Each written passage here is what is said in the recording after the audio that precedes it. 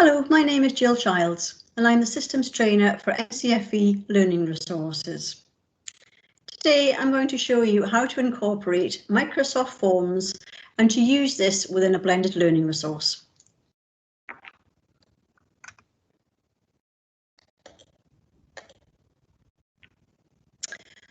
So this session here we have developed for the T-Level Education Childcare Resources, and this is Theme 1, Session 7, where we're going to look at school provision.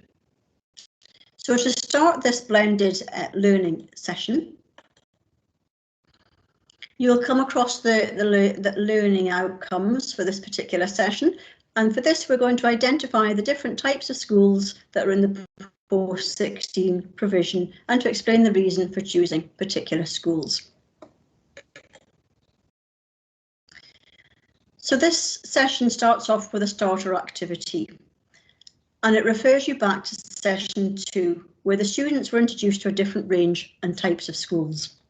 Now, if you're delivering this remotely, it might be difficult for you to be able to gauge student understanding and as to whether or not they can remember what was previously introduced to them. And at the same time, if you are delivering this within the classroom environment, you might have students that are shy, they don't want to participate in this group activity, and they might be reluctant to share their answer. So how else can you incorporate, how else can you capture and understand and to capture being able to know the students' understanding of this topic? Well, you could incorporate this information and use it within a Microsoft form. So this is what we're going to look at now. So the actual activity, we have 9 questions here, and they can be answered in a random way or numerically. So as an example, if we just click into question 1, it says in England, every child is entitled to a free place here between the ages of 5 and 16. It is state funded, receiving funding wholly or in part from taxation, and it must follow the national curriculum. So what does it describe? Again, if you're in the classroom environment, you might want to just particularly ask a particular student, you might ask for a show of hands. But again, if you're delivering this remotely, it's a little bit difficult to being able to do this. So how do you know that the students actually can follow this and they can understand it? So looking at this particular question, we've got our answer there, maintain schools there. And then we can go through these whole questions here, either numerically or in a random way. So we can actually incorporate this within a Microsoft Forms. Okay, so this is an example of how we've incorporated that same data. So under questions, this is one that I've prepared earlier, but there will be another session about how to actually create a Microsoft form. And you've got you've got multiple ways of being able to capture that information.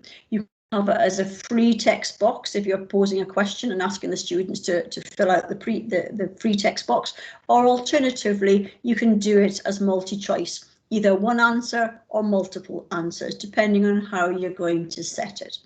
So the way I've designed this form is that I have the student's name at the top, which is important for me, and then I've duplicated exactly the same questions that I had from the blended learning e-learning presentation that you've seen just before. So here is that same question with the 4 possible answers that were shown there.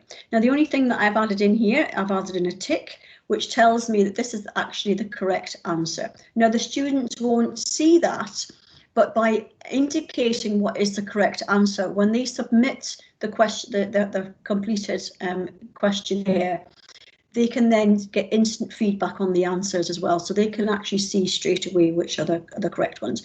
So it's a really good way of getting that instant feedback again to the student as well as to yourself as the teacher.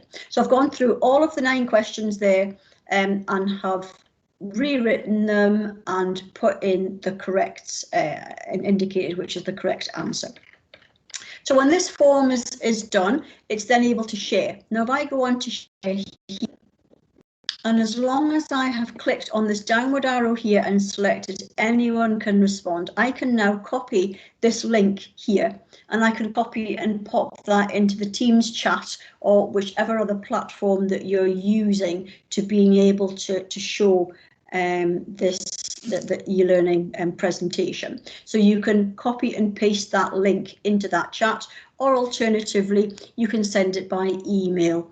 If you wanted to do it at the end of the session by email straight to the students. Now for them, clicking on this link is instant. It takes them straight to the questionnaire, and at the same time, once they have filled it in and submitted it, the response that you get back is also instant. So it's a very, very quick process. No saving forms, downloading them, saving them. It's all instant on this particular link. So let's have a look at what the student will receive when we send them that link. So if we go into preview here, so this is an example of how the questionnaire is actually going to look as I've received it straight through. So I can put my name in here.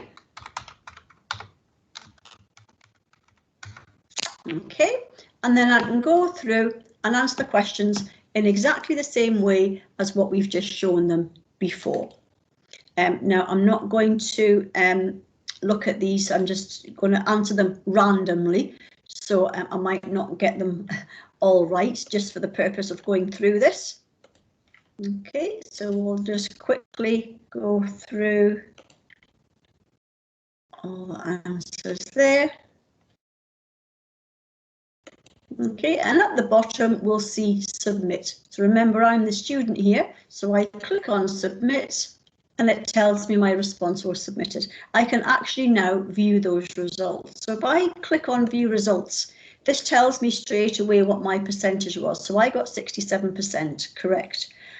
And if I scroll down, it'll tell me which ones I got right, but it'll also tell me which ones I got wrong, what my answer was and what the correct answer was. So I can now, as a student, I can now look at that, maybe reread the question again and try to understand what it was that I got wrong. Why did I click on the wrong answer to that? So from a student point of view, it gives me that instant feedback, and it also gives me that opportunity to review my questions again and make some notes and maybe go back and do some revision on that to maybe change that score.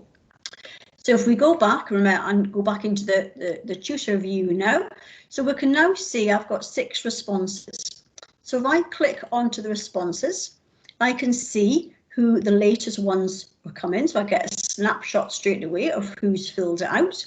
I can also see the average time that it takes to complete. So again, it's very quick, very instant. So, it's a great way of getting students to fill in these quick evaluations because they are so instant as well.